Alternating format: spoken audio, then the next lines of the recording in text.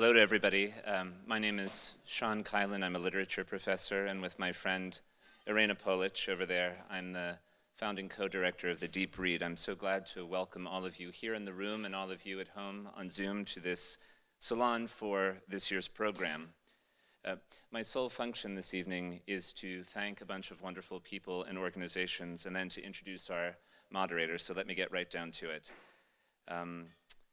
Every year, the Helen and Will Webster Foundation breathes new life into the Deep Read. We couldn't do it without them. But the life's blood of the Deep Read is really provided by a number of dedicated campus and community partners that we're so fortunate to work with, and I would like to mention just a few of them in no particular order. Jasmine Allender, the Humanities Dean, has been the greatest supporter for the Deep Read. Elizabeth Cowell, the University Librarian, and more recently, Akira Bradley Armstrong, who's our new Vice Chancellor for the Division of Student Affairs and Success. In the Santa Cruz community, we couldn't have a better partner than Bookshop Santa Cruz, who's been with us from the very beginning and has extended the reach of this program to a very wide circle of readers in the county and beyond. Under a White Sky and the issues that arise from that wonderful book brought us many new partners this year, and I'd like to mention a few of them to your attention. Climate Coalition, Ecology Action, and Regeneración Pajaro Valley. They're both tabling over there, so please go visit them before you go home tonight. They have some wonderful information about themselves and the work that they do.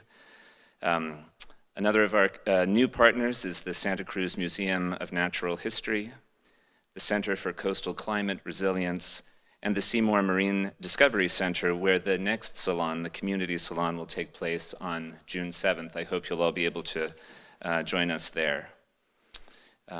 You don't know it, or maybe you do, but there is an army of people solving countless logistical problems behind any event like this one, and indeed behind the Deep Read in general. And I want especially to thank the staff at the Humanities Institute and the University Events Office. If I don't mention all of their names tonight for lack of time, I want them to know that I have lit a candle in the shrine of my heart for each and every one of them. They have saved us from many calamities many, many times.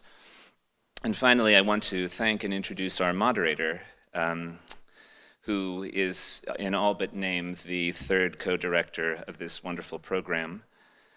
Laura Martin is a PhD graduate in literature from UC Santa Cruz.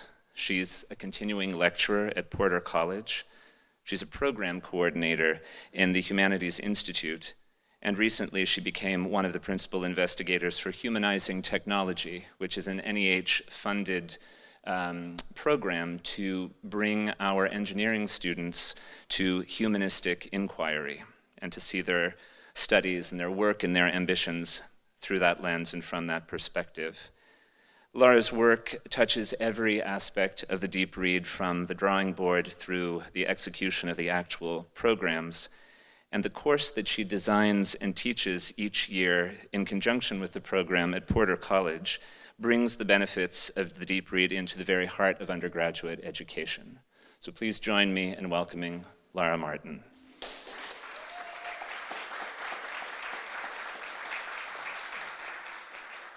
Thank you, Sean. Hi, everyone. Nice to see you all. So it's my honor to introduce our faculty panel for this evening, and I'm also going to explain the format of the salon quickly before I do that. So I'll begin by introducing our panelists, and then they'll each give brief presentations about their approach to the book and how some of its concerns intersect with their own work and their own interests. After their presentations, I'll ask one question, and then we'll turn to you all, our in-person audience and our Zoom audience, for questions. And then what we usually do is we'll alternate between questions from the in-person audience and then questions from the Zoom audience. So that's where we're going to head. So now to introduce our panelists. Jorge Menna Barreto, who is right here. On the end here, raise your hand, yes, is an artist and educator whose practice and research has been dedicated to site-specific art for more than 20 years. Since 2014, he has investigated possible relations between site specificity and agroecology, with a focus on agroforestry. Menna Barreto is assistant professor of art here at UC Santa Cruz, where he also teaches in the new MFA program in environmental art and social practice.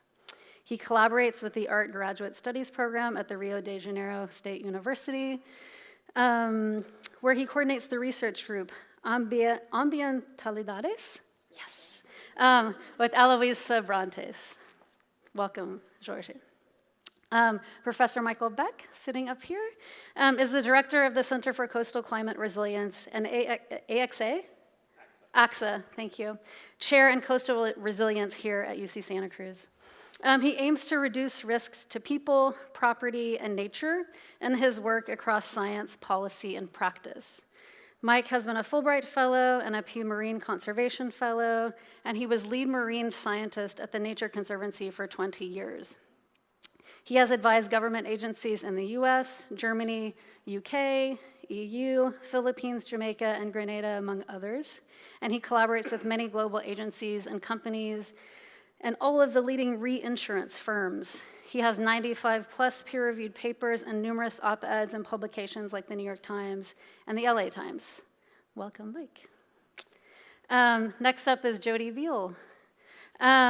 Jody is a UCSC humanities professor who teaches journalism courses in the literature, community studies, and science communication programs. She has received both Pew and Arthur F. Burns fellowships and numerous teaching awards. She is also an award-winning journalist who has worked at the New York Daily News, the Santa Rosa Press Democrat, the San Francisco Chronicle, and Der Spiegel. She currently serves as the Community Voices opinion editor at Lookout Santa Cruz. Jody teaches and writes about the decline of local news outlets nationally and the consequences that this decline has on our democracy. She edited the 2016 book about the Rust Belt, Right Here, Right Now, and in 2019 published Finding Refuge in Buffalo, a multimedia project about the refugee experience in Western New York. Welcome, Jody. And finally, we have Sikina Jinnah on the end. Sikina is a UCSC professor of environmental studies and associate director of the UCSC Center for Reimagining Leadership. She co-chairs the advisory committee for Harvard's proposed stratospheric controlled perturbation experiment, or SCOPE-X. Is that right? Right. Which advises on if and under what conditions controversial solar geoengineering experiments might proceed. Her research focuses on global environmental governance, in particular on climate change, climate engineering, and the nexus between international trade and environmental politics. She is the author or editor of 6 books, including the award-winning Post-Treaty Politics from 2016 and Greening Through Trade that came out in 2021. She edits the journal Environmental Politics, is a Carnegie Fellow, and serves on the National Academies of Sciences, Engineering, and Medicine Committee on Methane Removal. Welcome. Thank you, everybody. Jorge.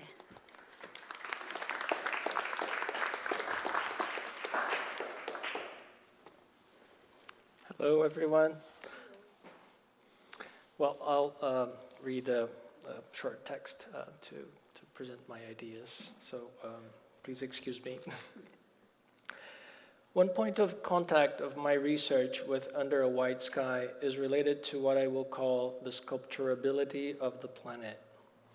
As I read through the book, I understood Colbert was describing how certain humans have been shaping entire ecosystems, leaving a mark that creates a new geological era. In my research as an artist, I'm interested in how we can perceive the sculptural aspect of our everyday habits, such as eating.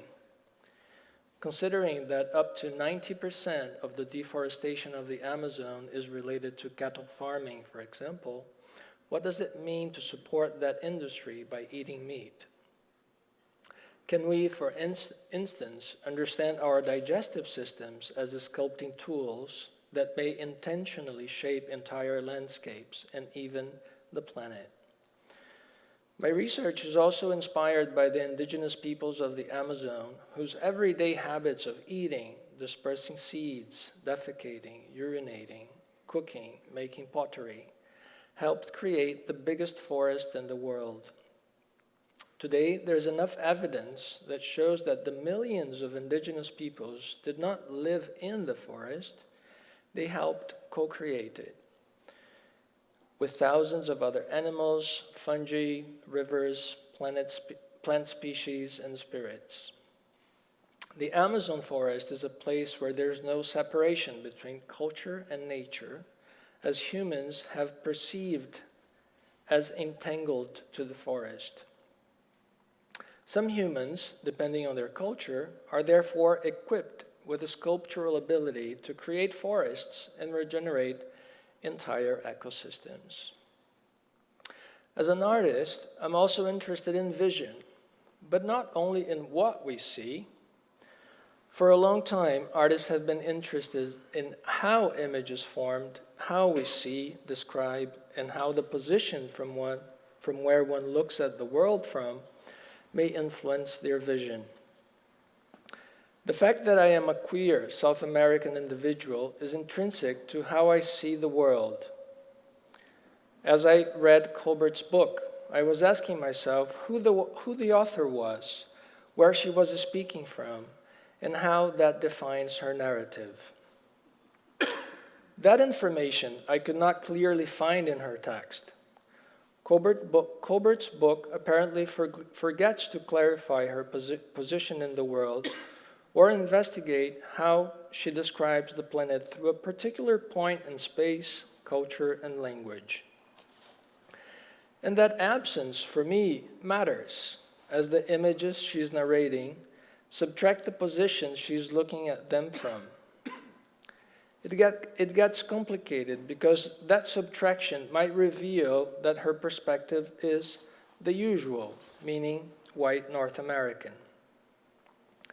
By making her position invisible or difficult to understand, she contributes to the illusion that the Anthropocene, a term that she adopts without discomfort, is inclusive of all humans and not a concept that excludes the diversity of ways through which we, as humans, have historically inhabited this planet. The Greek word anthropos points at humans as if they were a universal category. My critical perspective of the book was partly influenced by what I was reading before and after reading Colbert. The book is called Decolonial Ecology by author Malcolm Ferdinand from Martinique. And quite differently from Colbert, Ferdinand's position in the ecological debate is made clear from the very beginning of his writing. The sense of positionality, being a black man from the Martinique, grounds his whole narrative and situates the reader in a text that brings about an accent that is not the usual, the supposed neutral, hegemonic accent of whiteness. I agree that Colbert's book does a great job at informing and describing the environmental crisis. And it is quite amazing how articulate and insightful her text is, which is quite a deed, as I imagine that as being one of the most important roles for writers and artists of our age, which is to create language and images that will live up to the complexity of the environmental crisis we're in, or at least try. However, words are not autonomous and should be read in relationship to context. The author's use of the pronoun we, for example, to refer to humans, or her comfort with the term Anthropocene, creates a false impression that there is a cohesive standpoint for humanity and that we're all in this together.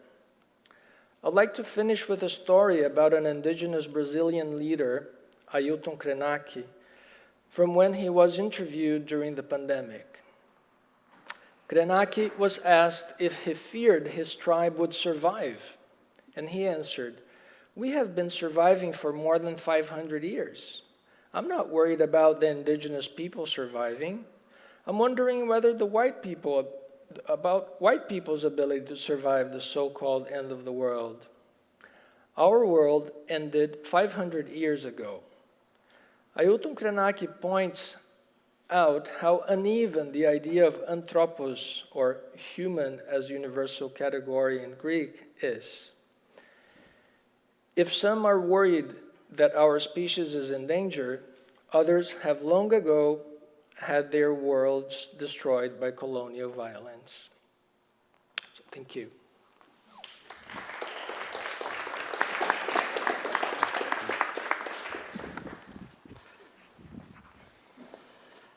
All right. Good afternoon, good evening. Nice to see you all here. I want to say I really appreciated the invite to the Deep Read. And you know, at first when I started this, I thought, oh, I was doing them a favor, doing you all a favor, taking part in this. And then I actually realized as I got going that I was really enjoying it, really appreciated the challenge, and you guys ended up doing me a favor. So I really appreciate that a lot, mutually beneficial. So I got a lot out of the readings. I really enjoyed the book. Obviously, these are the kinds of problems that I work on a lot, on wetlands and coral reefs all around the globe, so was very familiar with aspects of that. The part of the work that is a little bit frustrating for me is that I'm very much a solutions-oriented person, and the work that we do in the Coastal Climate Center is very much about solutions, and we're very glad to be partnering as part of this event. And I just wanted to show you, give you some idea of how we think about some of these issues, some of the issues raised in the book. First, I just want to say, as the center, we are very solutions-focused, building coastal resilience, engaging partners, fostering leadership, and addressing these challenges of climate change here in California and beyond. And I'm not going to go through the activities. It's only just to say that we have a lot of solutions-oriented types of activities. And I and other team members have written a fair bit about, what we think we need to do to be part of addressing this. That might be including nature in gross domestic product, so that we don't just account for what we take from nature, which is what we currently account for, but what are the benefits that we leave behind in allowing nature to help protect us, among other things. And I'll say just a little bit about how we work on innovative demonstration projects as part of that. But one of the things that I did want to point to in the book, Colbert raises quite a whole chapter around kind of Louisiana and the wetlands, and you always hear about this as, all of Louisiana is losing its wetlands, and this is the crisis throughout the coast. And that's not quite true. And in fact, if we look at the situation more fully, we actually understand where the basis of some of the solutions might actually lie. So this is kind of typical of my desk research. I just use Google Earth. I go back and forth. So this was 2020, more or less. And this is around 1984. And what I want to first bring your attention to is, just right along the stem of the Mississippi, this is the area where she's talking about in southeast Louisiana. And it is a place where there's really extensive marsh loss. So you don't see many marshes there. If you look at that same area, you see quite a bit of marsh. You see some areas where, it's totally turned into open water. And I mean, this is huge. I mean, it looks like some small image, but it's a vast amount of water that's being created. But now I draw your attention one basin over to the Atchafalaya. And in the Atchafalaya there, kind of in the lower left of the screen, you can see some of, I'll switch between, you can see some of the deltas actually growing there. So, right here, so you see, and where you're looking, for example, is right down here towards the end here. But you can actually see that we're, there's the present, here's the present, that's actually marshes growing, and that's over that time period. So this is marshes actually growing when we've got sea level rise and subsidence, and so it's not the case that all of Louisiana is losing its coastal wetlands. In fact, when we've allowed some of the rivers to work naturally there, they build deltas. Marshes actually build up, have built up over time always in the face of sea level rise and the like. And this is actually part of the basis of some of these solutions. One of the other chapters talks a bit about the work that Ruth Gates has led and has inspired in many regards. And I had to look back to see when I had last met with Ruth. And we had done a presentation to the U.S. Coral Reef Task Force there at the end. And I realized that this was after Elizabeth had interviewed her, and then before she unfortunately passed in 2018. But her work was really inspiring to some of the work that we've been doing now as part of a project for DARPA, where we're actually working to design coral reef restoration projects that will protect coastlines. And we're doing a lot of the kind of genetic engineering to understand how we're going to be able to get corals through this climate crisis, and how we can actually use this restoration to help protect our coastlines. What you see in the upper left is an artificial reef that we've put in a big flume at the University of Miami. We fill that with water, we blow hurricane force winds down that, it creates waves. That's what you see in the right. The waves are going over that reef, they're breaking. Our team here then models that breaking, and what we're trying to then do is see how we can design a reef restoration project that dissipates most of that wave energy over the reef, so that less of it is dissipating over there on the far right, which is to say, in our homes. So that's some of what we try to do in terms of building solutions. The last thing that I want to say is that communication is really important.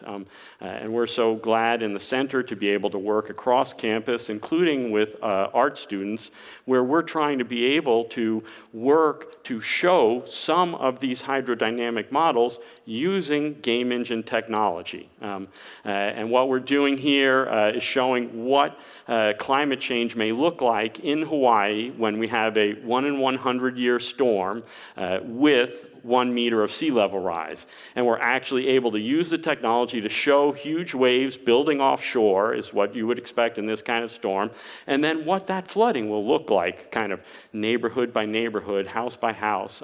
Really understand what that is, and then we put in reef restoration and we see how that will change, and try to visualize this.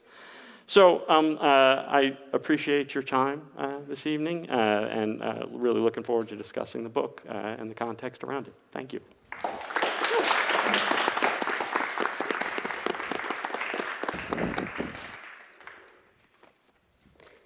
Hello.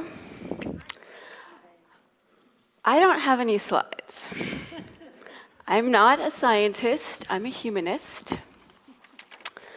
I want to talk about the book, about how she does her writing, about the message that she brings across, how she narrates the story of climate change, because that's really what she's doing. She's the premier narrator in our country right now of this story, for good or for bad. She's taken on that mantle. And that is what journalists do. They take what scientists are working on and they translate it for the public, and they help us understand our world and take action. Right? How do we know how to vote? How do we know how to think? It's because of what we've read, what we've seen, and what journalists often tell us. I'm interested in the broad question of how she delivers her message. She uses characters, she uses scenes, she uses stories, she uses dialogue, she uses humor, techniques of fiction writers. She gives us example after example of our attempt to control the environment and how that all went wrong, and how we're continuing to try to control the environment to make it better. And she makes it interesting and sort of funny, right? She gives us like a river that had been reversed and then electrified, which is a crazy idea. She gives us coral sex centers, which I would like to watch that. It sounds really interesting, although I never knew that happened. You know, genetically modified mice and a white sky. So these things that are really compelling for us as a public to think about. She does it, she often takes our hand and asks us to join her right down the river. She shows us how she's going down the river. She gives us lots of really intimate details about the fish splattered across her clothes and in her recording device, right? It's really visceral and interesting in ways that help those of us who are lay people go along with her. Like, we want to be with her, we're joining her.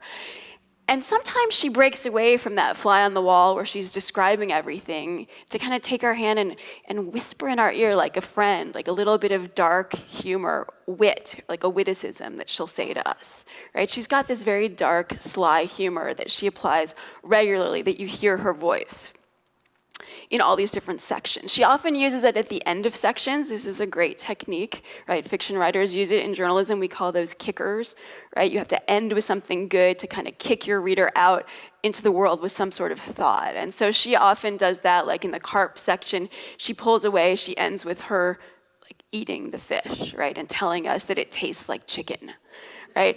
Or she'll do it with, in the pupfish section, she ends up herself in a Las Vegas hotel, a French, style hotel, and she tells us she herself felt like those pupfish in their artificial condo, right? The fish have been taken out, put into an artificial space, and there she is too in Vegas, and she basically really wants a drink, and she doesn't want to go down to the bar to face the faux version of France that is waiting for her, so she stays in the room, right? And she imagines like the pupfish think about this too, right?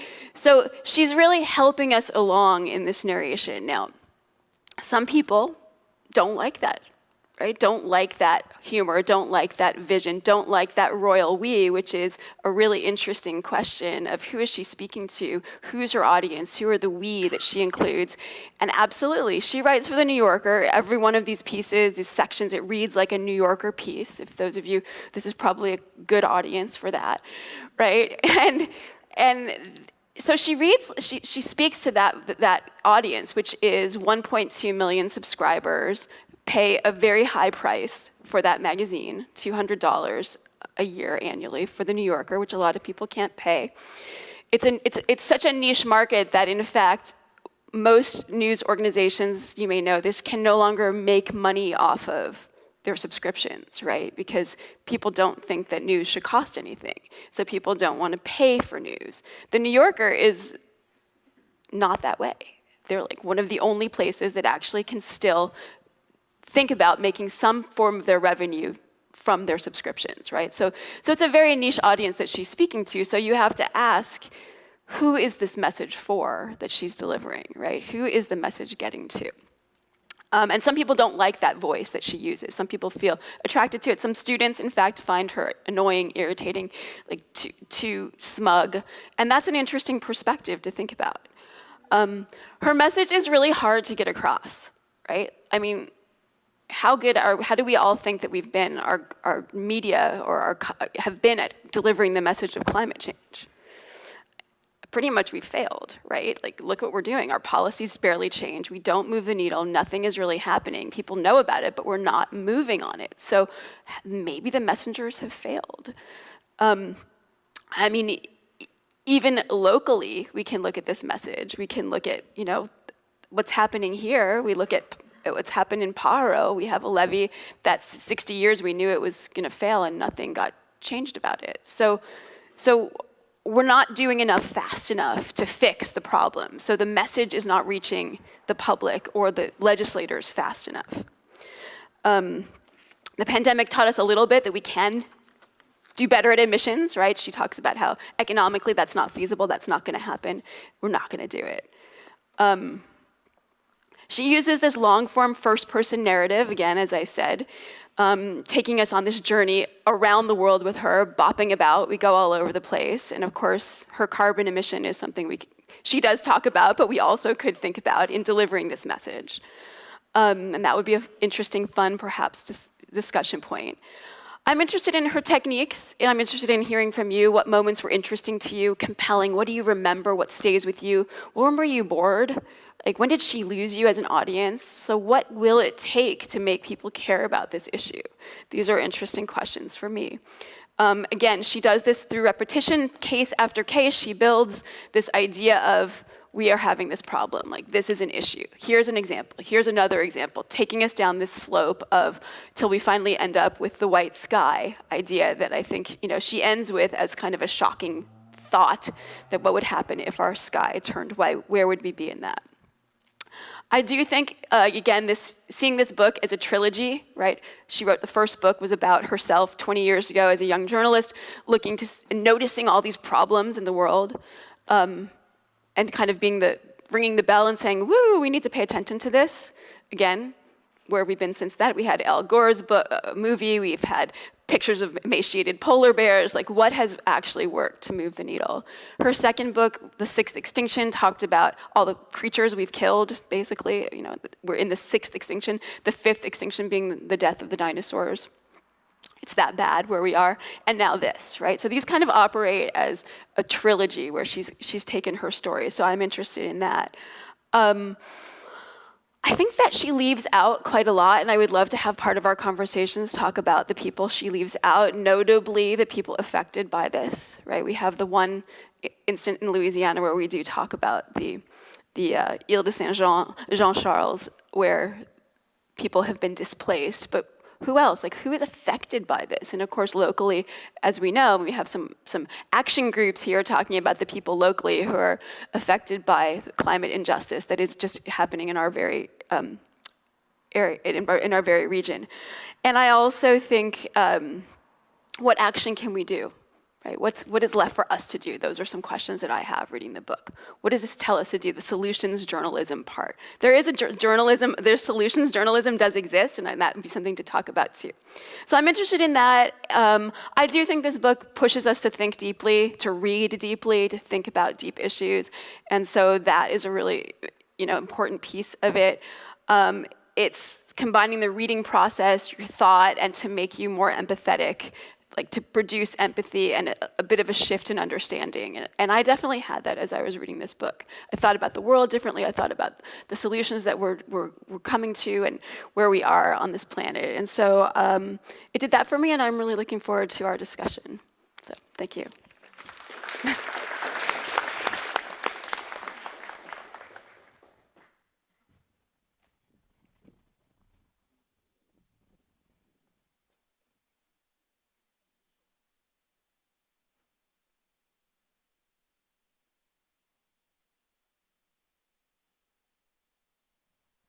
My slides showing up? Yeah, okay, great. Hi everyone, good evening. Thanks for being here. Thanks for the invitation to be here and talk about some of my work. I work on solar geoengineering, which is the technology for which the book is named. And I am a political scientist, so I think about issues of policy, of issues of governance. How do we think about governance of this group of crazy, scary technologies before they actually exist in the world? So I start my work from a position of this research is happening, it's coming down the pike, and we'll be in a much better position to grapple with the thorny, complex questions of policy and governance surrounding it if we start thinking about policy and governance now, rather than waiting until it's here.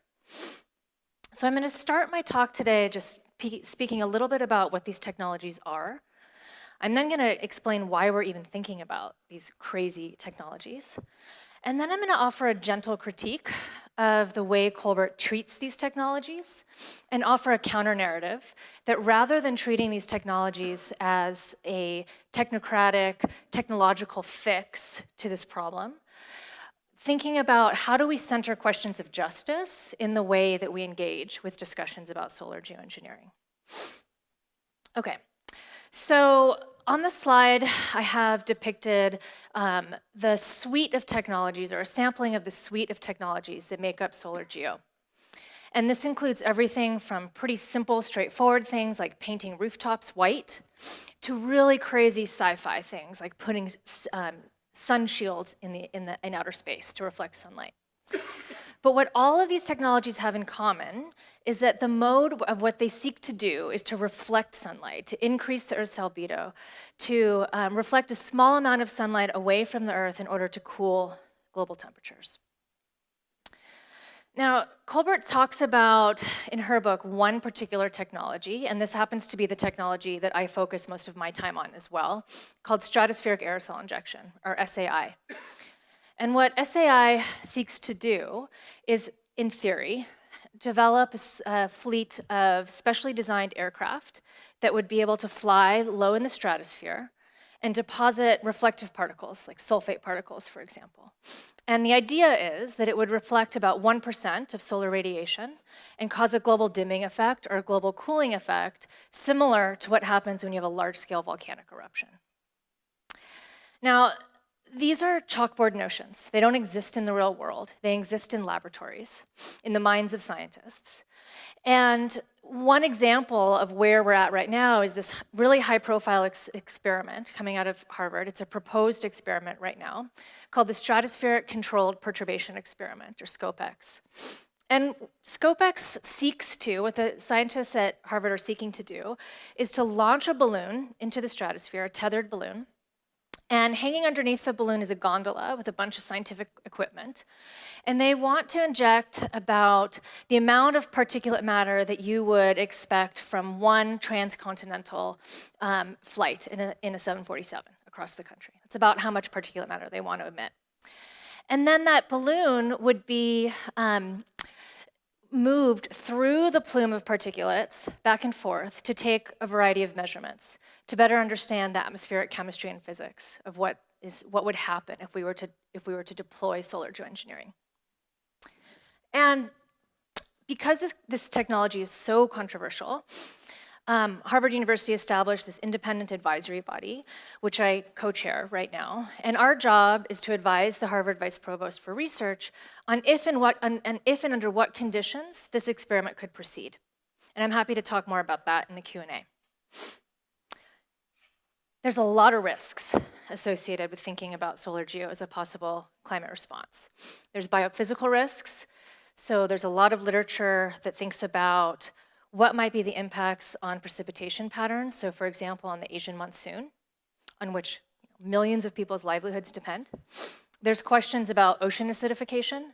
So solar geoengineering just masks the temperature-related impacts of climate change, potentially. It doesn't do anything to remove carbon from the atmosphere. It doesn't do anything to reduce emissions. So problems that are associated with the concentration of carbon in the atmosphere are not solved or not impacted by solar geo. So problems like ocean acidification are not impacted. We would not see improvements in those types of problems.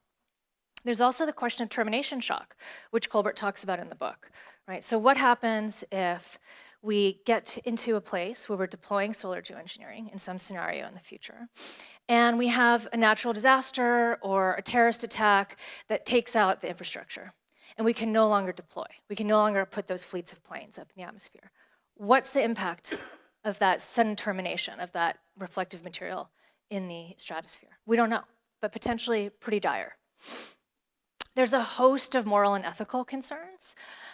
There's questions about, is it ethical to tinker with the planet in this way? The question that gets the most sort of mileage, I would say, in conversations about solar geo is the moral hazard argument. So the idea that if we turn our attention towards these techno fixes, are we turning our attention away from what really needs to happen, which is emission reductions and adaptation? And then there's a host of political concerns as well. So who gets to control the global thermostat? What happens if Elon Musk decides to take over and do this? What happens if we have a rogue state actor who decides to take this upon themselves and deploy globally? So these are all the types of questions I think about in my work, and how do we design governance mechanisms to protect against some of these negative impacts? For a long time, solar geoengineering was really the third rail of climate politics. Nobody talked about it. Nobody wanted to mention it. And we're starting to see that change. And we're seeing that change in policy circles. So the Intergovernmental Panel on Climate Change went from, in their 2007 assessment report, 0 mentions of solar geoengineering to over 300 in the assessment report that came out last year. The National Academies of Sciences has now produced 2 reports that address solar geo, one in 2015 and one in 2021. And the United Nations is starting to consider it. So we saw for the first time in 2019, the UN Environment Assembly here on the floor, for the very first time in an international arena, a resolution that addressed and thought about solar geo and carbon removal. And then just last month, the United Nations Environment Program released another independent report that talks about and assesses potential of solar geoengineering technologies. We're seeing really similar increases in the academic literature. So between 2009 and 2022, we saw a threefold increase in the amount of peer-reviewed publications that have come out that have addressed and talked about this technology from, across fields, from philosophy to physics. So why? Why are people all of a sudden thinking about this, what some would say an insane approach to thinking about climate change?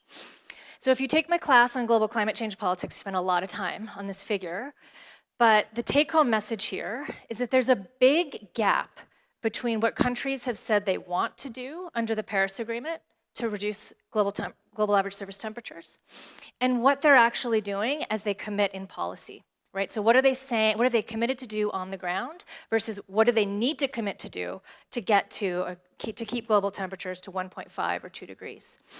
So that red wedge that you see at the top shows what we project based on commitments that countries have made, and the green, blue, and purple bars at the bottom show what we need to do to keep temperatures at Paris Agreement targets.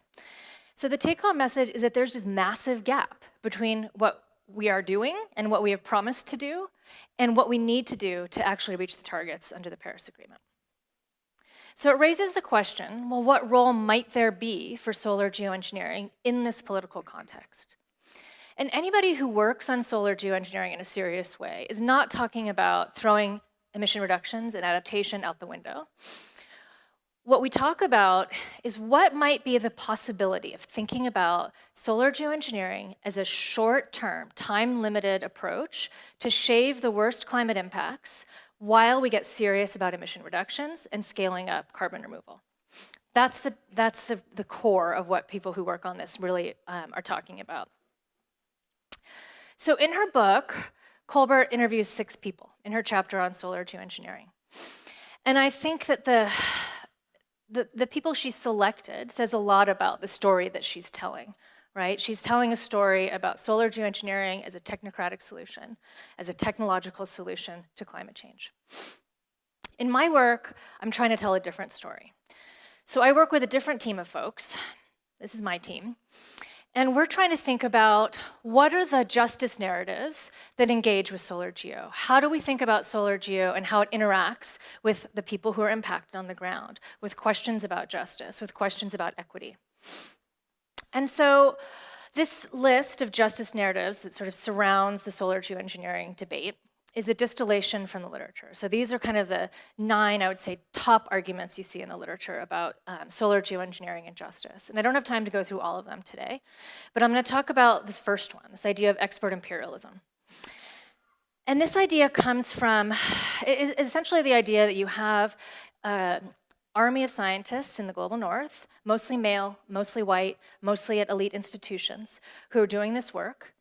And there's very little participation broadly. There's very little engagement more broadly than that. And if you look at the peer-reviewed publications that have come out between 2009 and 2022, and this is just from Web of Science, pretty easy calculation to do, what you find is more than 90% of that work has come from North America and Europe. And this has sort of created or catalyzed a lot of resistance to the idea of solar geoengineering, right? This is a really deep problem with the way we're doing research in this area. And one of the ways we're seeing that come out is through what's called the Solar Geoengineering Non-Use Agreement. And this is an initiative led by Frank Bierman, who is a faculty member at Utrecht University, and several colleagues. And they published it's an open letter as well as a peer-reviewed perspective piece in 2021, where they call for 5 things, and I've listed them here. But essentially taken together, what these 5 demands result in is a shutting down of research on solar geoengineering. So saying we can no longer consider this as part of the climate response portfolio. And this is sort of where my team is intervening. And we say, okay, well, maybe that's true. Maybe that's true, that we need to shut it down. But we don't really know yet. There's not enough research yet to know what are the actual impacts, what are the risks, who's impacted, how are they distributed. And so we start to engage, or what we're trying to do now is engage in a counter-narrative and engaging with some of the arguments that are pictured on this slide. And again, I won't have time to talk through all of them, but I'll talk through the first two. So most climate vulnerable countries have been completely outside this conversation. So we're seeing that not only in the research, but we're also seeing it in the policy space. And most climate vulnerable communities haven't had a voice in this discussion. So what if climate vulnerable communities actually were open to this idea? Does that mean we should pursue it? I don't know, but I certainly want to know the answer before we shut it down. So if you take that peer-reviewed work that I showed you on the slide prior, and you just look at the research that looks at public perspectives on solar geoengineering, you see a very similar trend, which is represented in this heat map that my graduate student, Zach Dove, created. And what it shows is that not only are the countries from which the authors are coming, mainly based in North America and Europe, and certainly in industrialized nations, but also the perspectives of people on the ground, of the publics that we're studying, you're seeing the same trend. So we know very, very little about what climate vulnerable communities think about this technology. And this becomes pretty starkly obvious when we look at it at this map in comparison to a map of climate vulnerability, right? So climate vulnerable communities have not been studied. We have no idea what climate vulnerable communities across the globe think about solar geoengineering as a possible climate response measure. And so what our team is trying to do is think about how historically marginalized climate vulnerable communities view solar geo as a possible climate response measure. And in turn, how do those policies or how do those perspectives allow us to make more just decisions about solar geoengineering, governance, and policy? And I'll end with this quote from Freeman Dyson, which really gets at the heart of why I do what I do and why I'm studying this. Science and technology, like all original creations of the human spirit, are unpredictable. If we had a reliable way to label our toys good and bad, it would be easy to regulate technology wisely. But we can rarely see far enough ahead to know which road leads to damnation.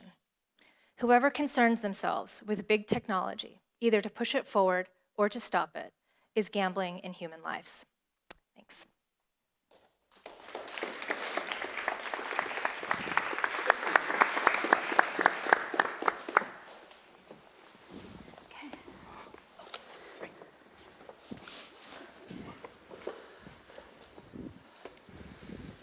My kids just arrived. Come sit.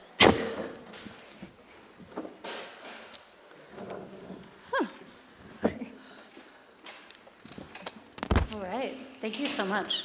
These are all very interesting. So I have an opening question that I'd like to pose to the panel. Are you getting feedback? Is it okay? And then we'll open it up to everyone. So I'm going to give some context. So sorry for the length, but I hope this helps. So my opening question comes from one of the chapters in the Up in the Air section of the book that's about direct air capture. So it's the one where she goes to Iceland to check out Climeworks, you know, this company that's turning captured carbon into rock, and that she's like a subscriber of, or she's a pioneer, she says, which I like this. It's I think, in jest. So in this chapter, she also visits this physicist by training, Klaus Lackner, and he's at ASU, at Arizona State. And she tells us he's the inventor of negative emissions. He's also the founder of the Center for Negative Carbon Emissions there at ASU. And she relates this claim that he's making. It's on 152, 153 of the book, if you have that.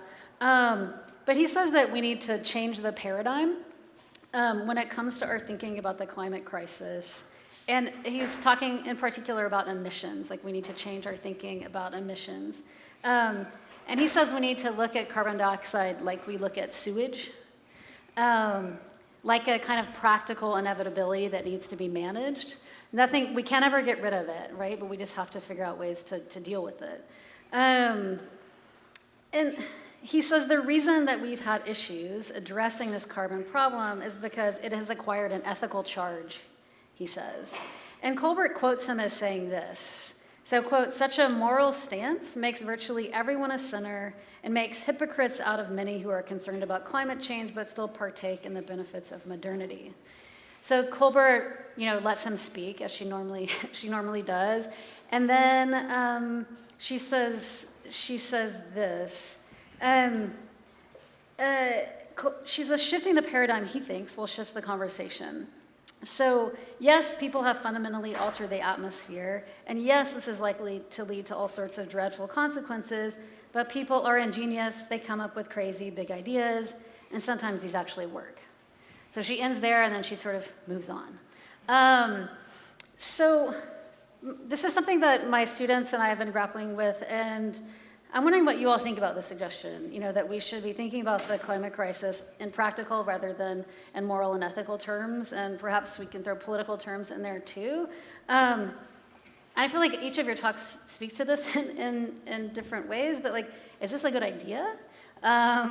What might we gain and what might we lose in such a paradigm shift? And I'm also thinking, does it have to be either or? I mean, he's suggesting this it's either practical or it's moral or ethical. But really, I'm curious what you all think. Whoever wants to go first. Go ahead. Well, I'll dig in to start.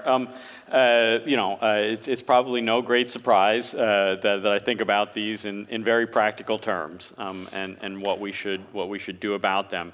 Among the things that I think are sort of controversial about some of the things that we work on is, we actually believe that mitigation markets can actually help us think about design solutions. There are issues, to be sure. We also think one of the things that we would like to take more leadership role here on at UC Santa Cruz is trying to apply some of the same sorts of thinking and concepts to an adaptation market. So right now, we're thinking all the time, right now we're investing. If you take a flight and you invest in some carbon credits, what are you doing?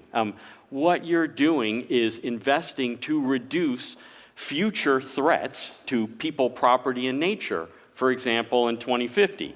And it was fine to set up these markets when most of climate change looked like it was farther down the track.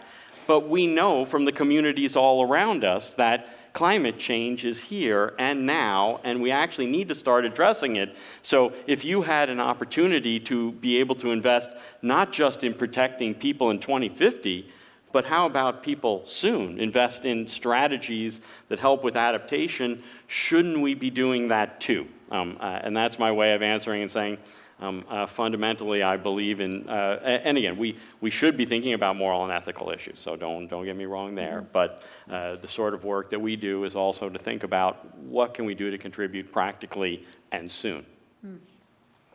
Thank you. Yes, Sikina. I think well, I agree with you. These things are not mutually exclusive. We can be practical and we can think about social justice in tandem. And I think it's really about timescales. I think some of the work that Mike does offers real solutions on a timescale that's practicable in a way that we can sink our teeth into now, that we can see change now, and I think people need that. I also think if we sideline or think about justice as an afterthought, we just reproduce the structures that got us into this problem in the first place. And thinking about real social change is a generational endeavor. And as we, I think it's self-defeating to only think about justice, right? I think justice is critical and it has to be integrated into the way we think about solutions that's nice, better. From soup to nuts. But I also think that it has to be done in tandem with really deep critique about the social structures, the institutional structures that landed us in this position. And both have to be pursued in tandem. Thank you.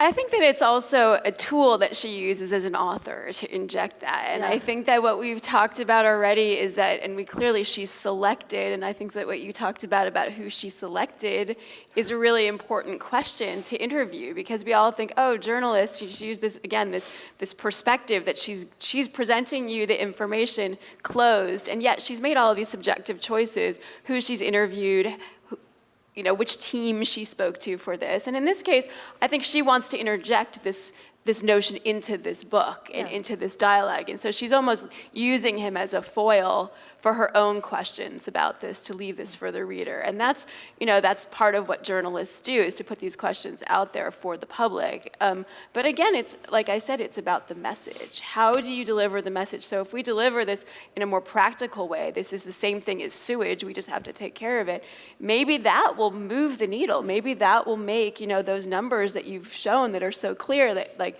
we're saying we want to do this, but the actions that we're taking are so very different. How do we change that dynamic? How do we, and maybe it's in the reframe of making this a more practical issue. But again, the moral issues, we cannot not Right. talk about them. So, And a couple pages later, she does get into them. Yeah. Like as we were talking about this earlier, but she doesn't say, she rarely comes out and says like, I agree, or I disagree, but she'll sort of demonstrate. Later, she'll complicate the issue, a bit, so. of course, she leads us. She's our narrator. She's our guide. She She's does. literally holding our hand and taking us on this journey Yeah. that she wants us to be on, which all authors do. And, as we've seen, we have people who disagree with her method and Yeah. with some of the places that she's taking us. And those are really valid and important perspectives. Thank you. Jorge. Yep. I think I relate to this question really focusing on the idea of the paradigm shift, and it's a question I ask myself a lot as an artist, like how do we shift perspective, right? Like how do we look at things differently? And vision and perspective are materials for me. And I think as an environmental artist, I'm also really concerned about how language and images, the ones that we have as our repertoire today, are just short of richness to describe and to address the complexity of the crisis that we're living. I like to give an example of the word forties, for example, which is like in the root of forest, right? And how when the Portuguese arrived in Brazil as colonizers, they were describing these complex ecosystems as forests, right? And the word forties means out there, right? Something that I am detached from, and something that I can use as a resource. So in this case, I think language will create an image that will help the colonizer explore the forest, because they are not related to the forest. The indigenous people living in the Amazon never thought of forest as something that is out there. So those questions are really of interest for me, is like in the how we're looking at things and how we can forge new image and language to address those problems. And I think, as an artist, I think I will engage in the environmental debate through that path. Interesting. Thank you. Questions from you all? I think we have a microphone.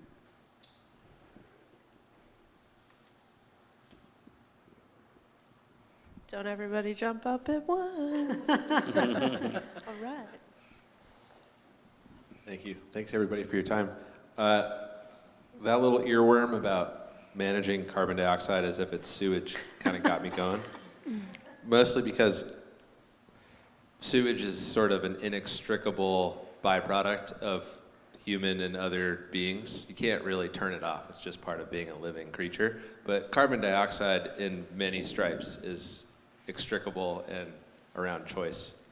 And so I don't really think that works, I guess is what I'm getting at. Bad analogy. I just think that's kind of Yeah. a bad analogy. Yeah. I mean, I think in terms of managing it as if it's just sort of an inevitable thing, in the way that we set up infrastructure around sewage does make a lot of sense.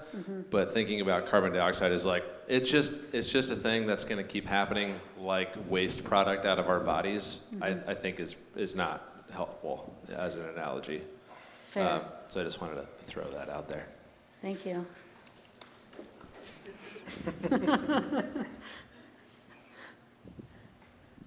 Other comments or questions? Hi. Hi. This comment or question, I guess, is directed at Professor Biehl. I'm just wondering, based on your journalistic experience in reading this book, how could other journalists, because I know you were talking about how journalists maybe failed in a way to discuss the climate crisis going on in our world. How could future journalists learn from this book, or maybe learn or communicate differently than this author did?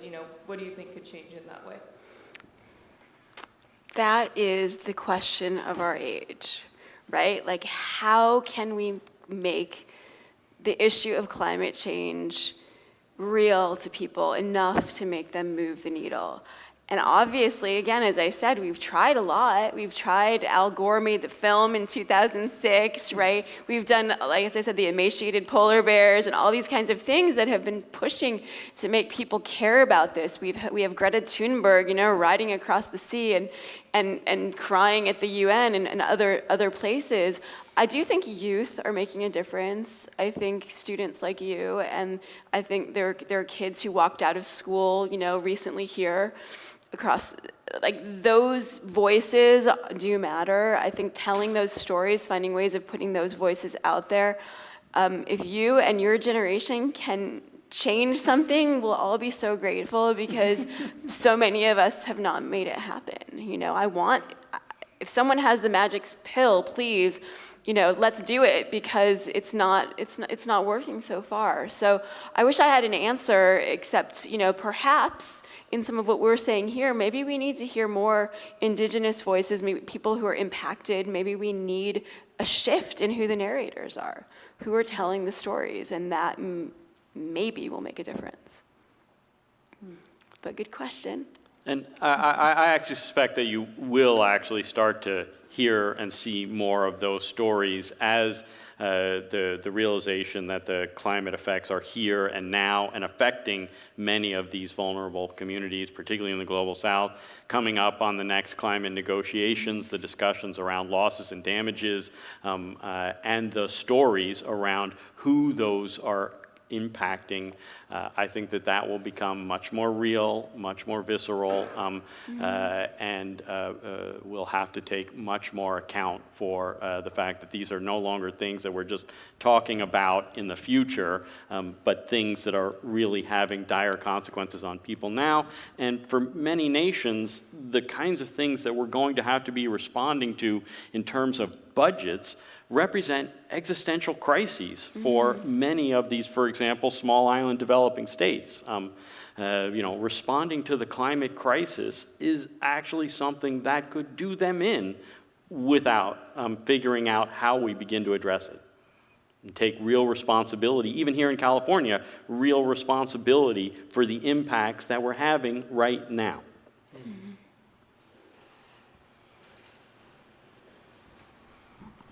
This is a literary question along the same lines, maybe for Professor Biehl and for the others on the panel. So I read the deep read email blast that came out today that kind of referred to the new journalism by Tom Wolfe and John McPhee and other New Yorker writers. And so the question is whether that style is not effective in our culture today, or whether it's not appropriate for something that is of this nature, as opposed to the new journalism when it focused on oranges or birch bark canoes or things like that. So is it just the subject matter that makes it not work here, or is that kind of new journalism not compatible with our society today?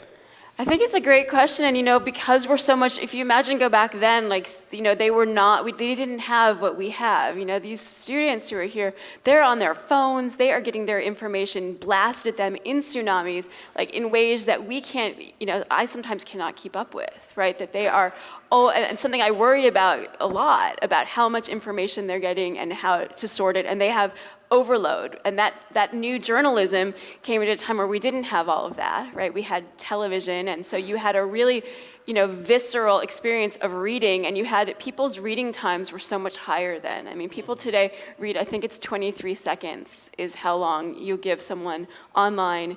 It may be even shorter at this moment, it may have changed in the past 10 minutes. But, literally. But now. It's 20, we're counting it down. By the time we leave, it'll be 10 seconds. But you know, when they grow up, it'll be worse. so Everything's gonna be great. I don't, you know, I think that we have to take into account how we absorb our information today, what kind of readers we are, what pushes us to think. And if we could deliver a great message about this effective on TikTok in, you know, like, I don't know, how many seconds are we gonna give it? Like, that would be astonishing and astounding, and it might actually have impact. So yeah, I do think that those techniques, I love them. I think that they do work. I think they can have impact, but you won't do it unless you have your reader with you. And so it's a question of how do we grab readers today? And again, as I said, she is writing for a very niche audience, you know, of people who know her, who read this, you know, who are interested in this topic, who are probably mostly white, well-educated, wealthy. And those people have already, you know, a lot of them believe climate change is real. So we need to talk to the people who don't think it's real and move the needle on that. And the politicians who don't care enough to make the needles move. Sure. I wonder, too, to your point, if it's a problem of scale, too. Like, I agree with what you're saying. And I'm thinking of one particular, Colbert's, a recent essay she had in the New Yorker called Climate Change from A to Z. We read it in class, where she says, like, climate change resists narrative. And she says, nonetheless, we have to keep telling the story. We have to keep trying to narrate it, but it's a scalar problem. Like, climate change is so big, it's so complex, it's very complicated, and it's, even though it's human caused, we know it's not on a human scale. And narrative is a human, very on the ground scale of a story, and we can only go from one word to the next and build from there, you know, but I wonder if that's part of the issue too. It's a great admission from her, right? I read that essay too, and thinking, wow, our premier narrator is telling us that we can't narrate this, you know, which is she's spent 20 years trying to do this. So that's a, you know, it's almost like some scientists kind of throwing up their hands and saying, can't solve the problem. But she keeps going. But she's doing it, right? You know, she keeps doing it. But maybe we have to speak about this problem of scale. I mean, that's one thing to do. I don't know, but it's a good question. Yeah. I think someone else has some questions. So we have a question on Zoom. Sure. It's kind of a two-part question, and it's for the whole panel. Based on the panelists' research and experience, what have been the most effective ways of telling the story of climate change and/or other global and environmental issues historically? And what are your thoughts on inserting a feeling of hope into the conversation as a way to make people engage with climate change more fully? Would positive stories from the wider audience have be more effective than focusing on disaster?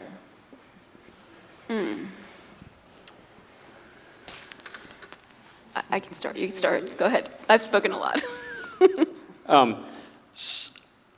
When I work on these issues, I think what you have to do most often is take it down to what's happening to people now. And actually, I think enough people are seeing real climate change impacts around them that there's much less of the debate about whether or not climate change is real than whether or not and how you want to address it. So I think that that's what we're beginning to see a lot. And this was true like even 10 or 15 years ago. I do a lot of work around the Gulf of Mexico.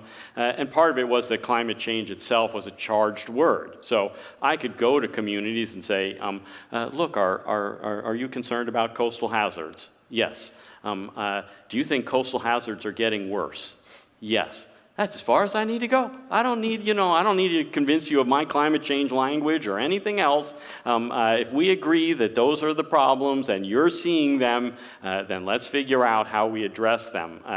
And let's not forget that many of these impacts are actually driven by the development choices we're making all the time. So we act as though, the way to solve this, the problem is all about climate change, and the way to solve this is some big global phenomenon. No, the reasons that we're at risk, the floodplains that we're building in, that we continue to build in, even here in high-risk areas, are contributing to the damages that we're seeing. So it's not just climate change, it's the choices that we make, and often the choices that we make locally.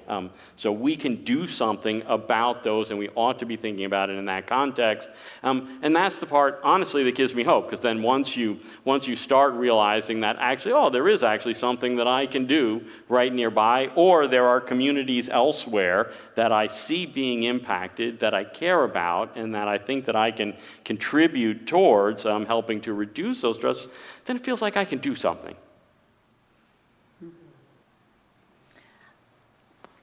I think I would push back a little bit on the question, in that part of the reason why I do the work I do, and the reason I study these technologies that are so out there, is because we haven't seen much that's been effective. And so it's hard to look back and say what's been effective and what hasn't, because at the end of the day, emissions have continued to march up for decades, no matter what we've done politically.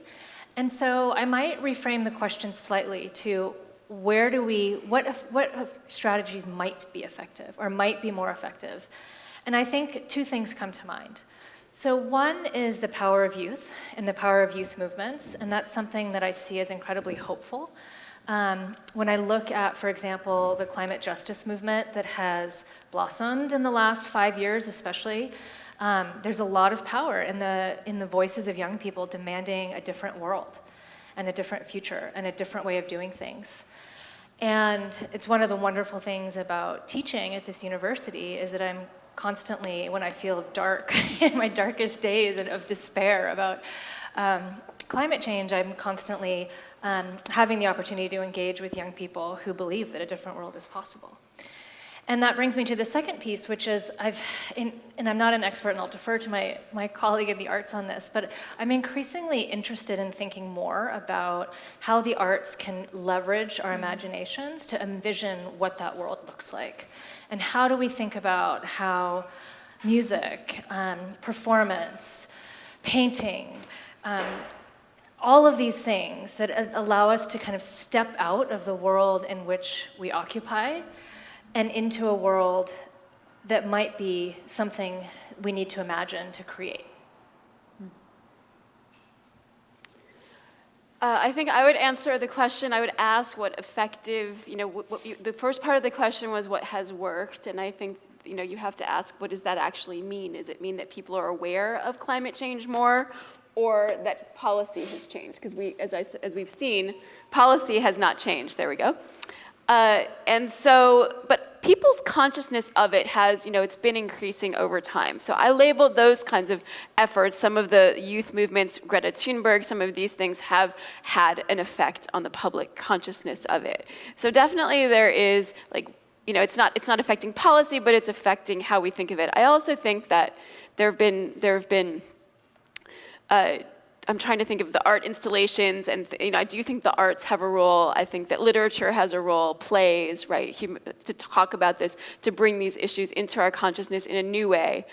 And I agree with Mike. I think that really we have to think about action that we can do here. And I mean, even tonight that we have people here who are talking about the displaced people who've been displaced from the floods, right? We have farm workers right now who have no work.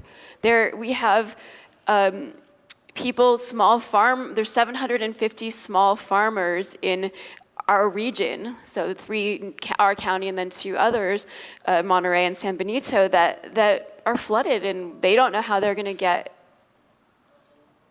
to survive the next few seasons. So there's really tangible ways that we can take action here right now to help the people who need it. We have people whose homes are flooded, who have nothing. There's so much that we can do right now to make this tangible for us. And so I think if we can tell the story a little differently, maybe smaller, maybe what you need to do right here, in this area now, to help ameliorate the problem, that would be of great service. And that's something that journalists can and should be doing. Yeah, that's a great question. I think, of course, I think the arts should engage in the debate, but it should be a collective debate, of course, right? Like where we bring in all these different intelligences and abilities to really think as a forest. I think there's a good example, like a positive example that I bring from Brazil, which is related to the landless workers movement, the MST. And it's the largest social movement in Latin America right now. And these people who are mostly lost access to land because of monoculture and agribusiness, they are squatting lands that are unproductive, and that is guaranteed by the constitution of our country. And instead of occupying that land with monoculture, they are using agroforestry and agroecological methods to produce food and to be more self-sufficient and create a different way to be in the world. So I think it's quite beautiful how they also use the educator Paulo Freire's philosophy to speak about how to break the binary oppressor-oppressed. And they're really using agroecology to break. I mean, when they get the land, they don't want to produce food in the same way that was the reason why they were displaced. So, they're really breaking that binary way of thinking of oppressed, oppressor, using agroforestry and agroecology, and where education is a huge element in this whole discussion. So they're really working systemically or ecosystemically to rethink or reimagine, rather, ways of using or relating to the land that is very ancestral in a way, right?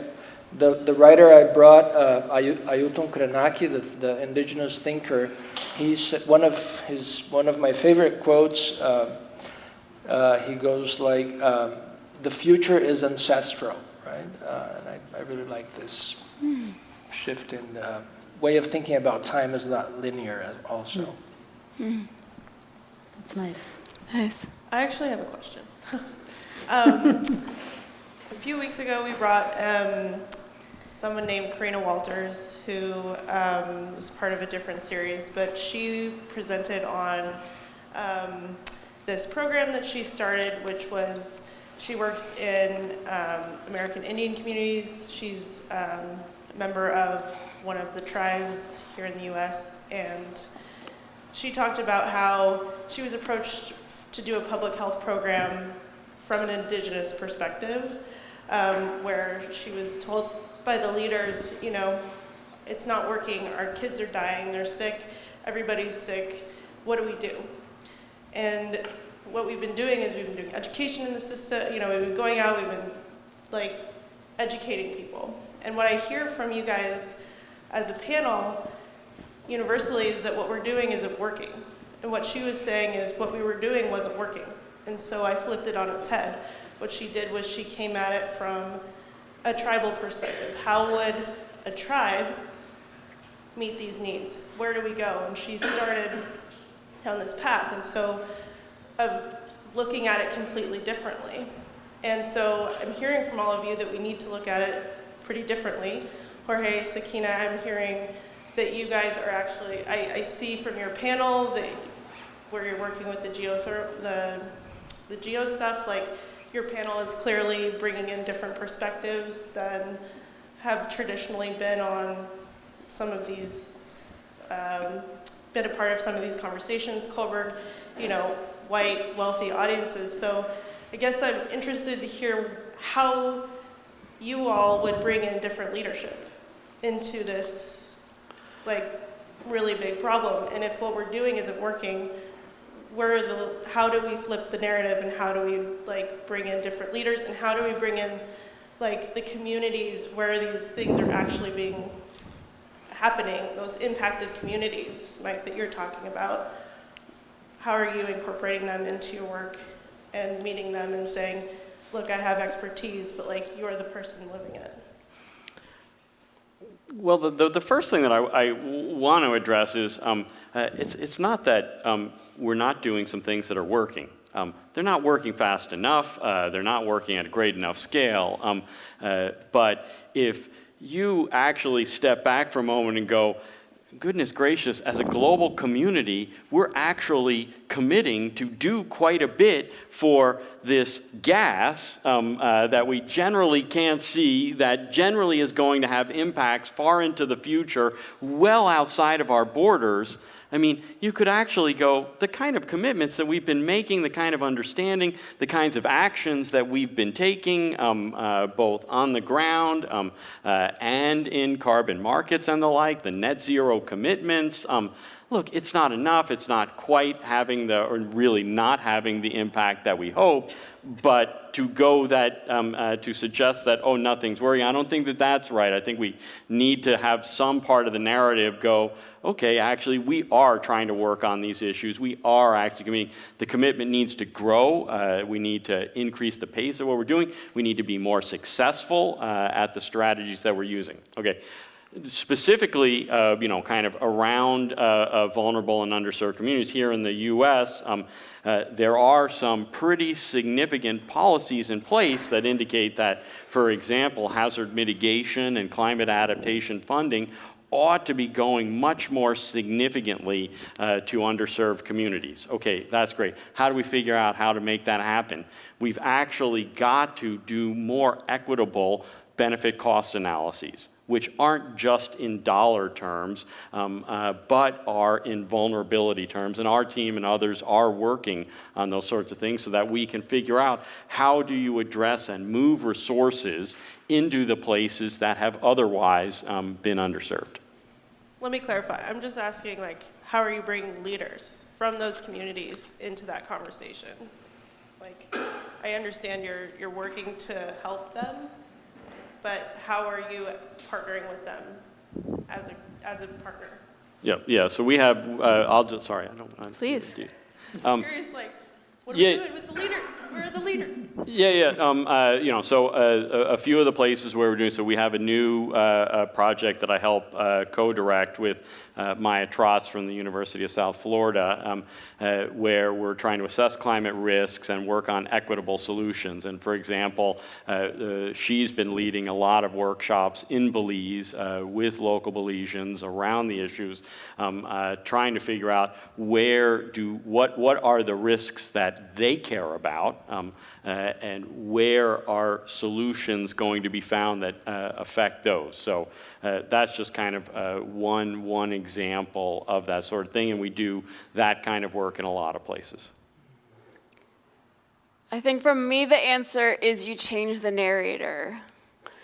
And you look to have the people who've not had their voices heard, give them a platform, because it's, the stories that you read and that you learn become the reality that you live in. And so looking to shift those is really important. And I do that work. Part of the reason that I am working to do that at Lookout is to bring voices that we don't hear in this community to the fore, and to have those people talk, to have, I think student voices are underserved.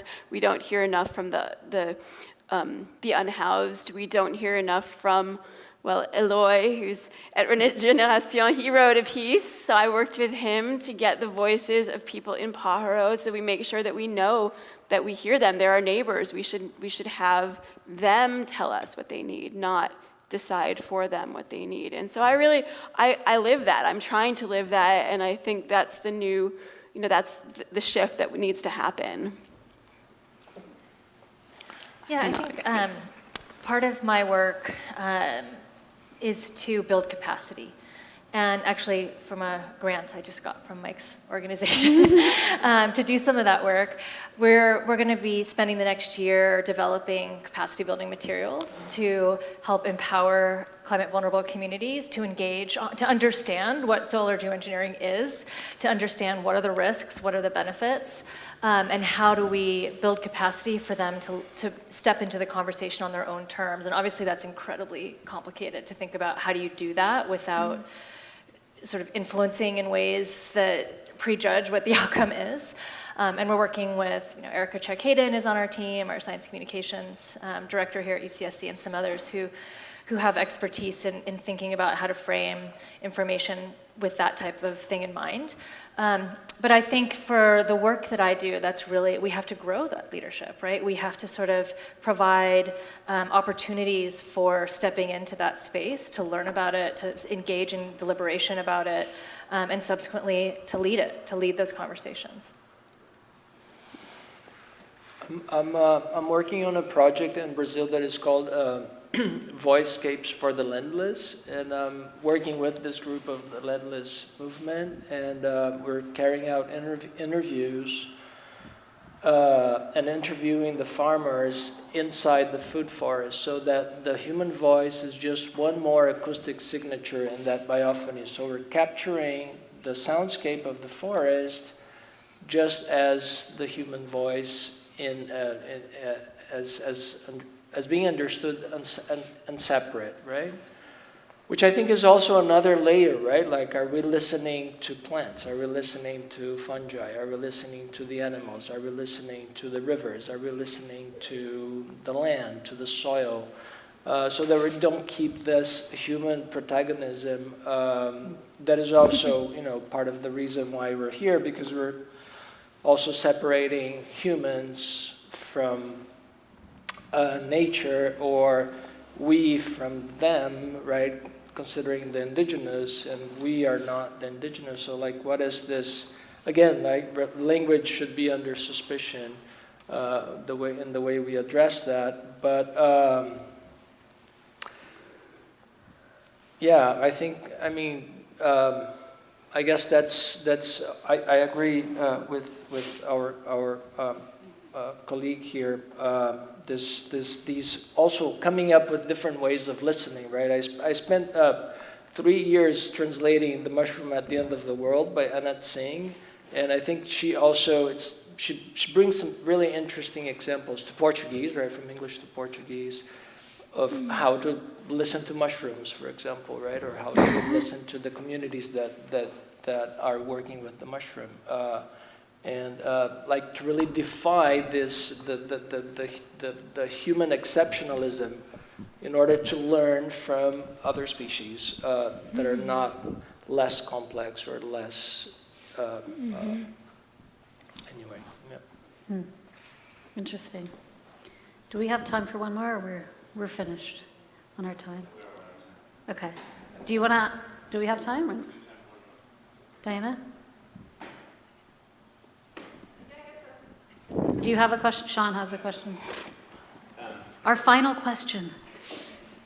I'm the final person. With respect to human exceptionalism, this is a question for all of you.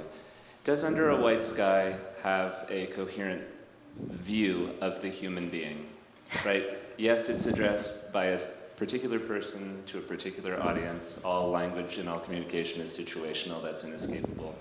But what do those repeated narrative stories about human folly and human ingenuity tell us about the problem that we face? Is it telling us something? I mean, she's explicitly focused on technology, right?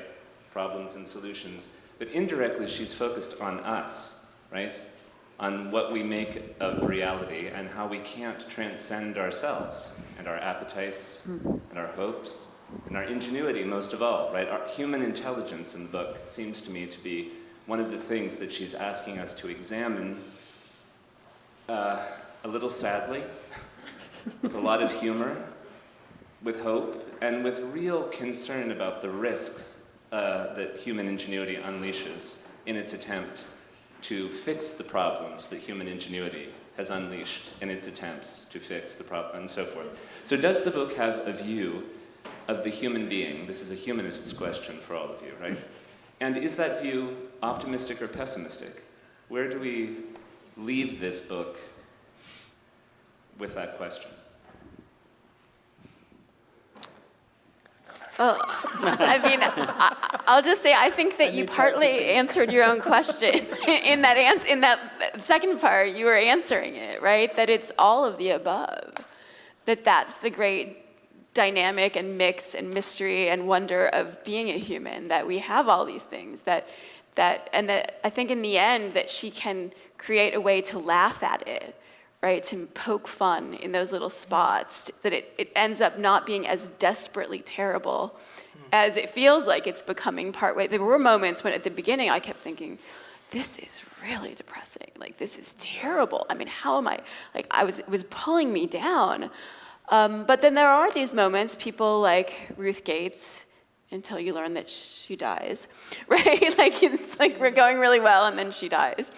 But that there are moments, with the corals, that maybe we are trying to breed a resistant coral, that maybe we can do some sort of geoengineering, that we can save our planet, that maybe, like we can reverse rivers and electrify them.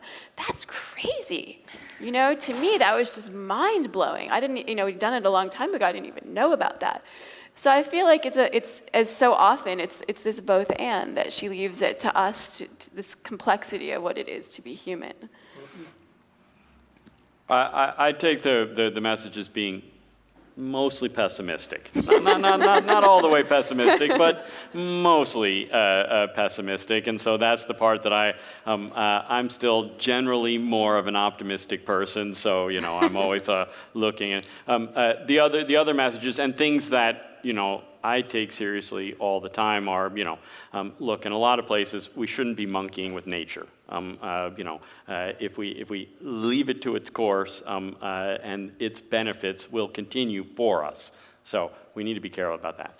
We also need to face the fact that we're living in lots of environments where we've altered, whether we were trying to or not or otherwise, it has to be altered in order to support us and 8 billion people. That's a fact. So do we need to do that better? Yes. Do we need to do that better with some humility? Absolutely. And that's the sort of thing that I also take in our work, is, the sorts of things that we're working on, hopefully in solutions. The scariest thing about those is that I expect people to try them. And I expect to find out really soon whether or not they work, and we've seen that, and that's the part that, both I find exhilarating and scary by equal measure. So I'll just say, I also found the book relatively pessimistic. I think an alternative title could have been, Has It Really Come to This? I mean, the cases that she chose are really dark ones, right, for the future of humanity. Like, are we really thinking about reversing the flow of rivers and putting a sunshade up to block out the sun? I mean, this is crazy. I don't know that for me, that it says much about her take on humanity as such, other than that we've really gone down a path where we're involved in, entrenched ourselves in a deep crisis of self-destruction. Okay. Well, then I answered the question better than I thought. I think my emotional response to the book was like, I was a bit angry while I was reading it because of the things I've brought up. But I think there's this, which I like about the book, is like this pessimism that is directed at triumphalist approaches, like to solutions. When we really is like more of the same, right? Like we're like this heroic human gesture that is like so self-centered, and so in a way I like that aspect of pessimism, because I think she's really provoking us to really think about perhaps less triumphalistic approaches, right? Like that are related to degrowth, that are related to less, to subtraction, and to just, reducing a bit of the importance we're giving to our species, and this idea of our planet. The planet is not ours to begin with, right? And that's her last sentence in the book, right? Like that we've talked about. This is all we have. Yeah. This planet is all we've got. But, well, first of all, it's not a property, right? So I guess that would be my messy perspective. On that note, thank you to the panel.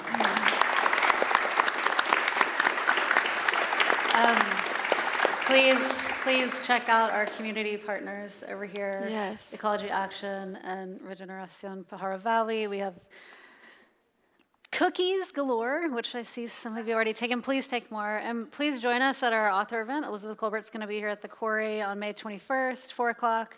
And we have a community event on June 7th at Seymour Center with our partners. Thank you so much.